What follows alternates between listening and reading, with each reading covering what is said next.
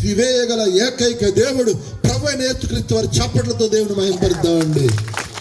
పాపములను తీసివేయగలిగిన వాడు ఎవరున్నారండి?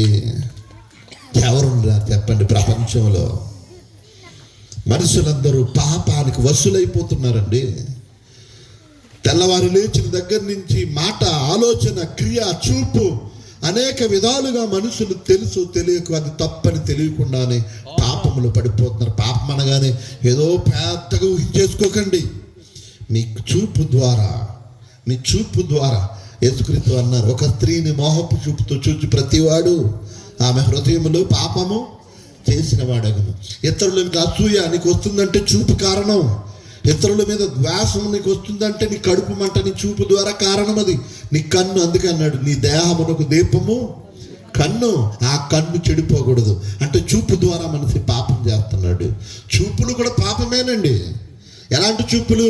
పరిశుద్ధమైన చూపులు లేకపోతే పాపమే. నా చెల్లిని చూచినట్టు ఇతర స్త్రీలను నేను ఎందుకు చూడలేకపోతున్నాను? మీరు ఎందుకు చూడలేకపోతున్నారు? మా అక్కని చూసినట్టు ఇతర స్త్రీలను నేను ఎందుకు చూడలేకపోతున్నాను? మీరెందుకు చూడలేకపోతున్నారు? మా అమ్మను చూసినట్టు మిగిలిన మహిళలలో అమ్మను ఎందుకు చూడలేకపోతున్నారు? ఎందుకు ఈ అత్యాచారాలు జరుగుతున్నాయి? ఎందుకు ఈ రేపులు జరుగుతున్నాయి?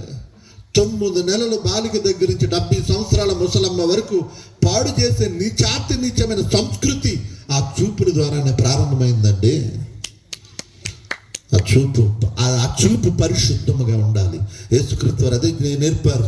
ఇదిగో నీ చూపు జాగ్రత్త, నీ ఆలోచన జాగ్రత్త, నీ హృదయ తలంపులు జాగ్రత్త. ఎవరండి ఇలా చెప్పిన రక్షకుడు? ఎవరున్నారు చెప్పండి? ప్రపంచవ్యాప్తంగా ప్రభు అయిన యేసుక్రీస్తు తప్ప. దేవునికి స్తోత్రం.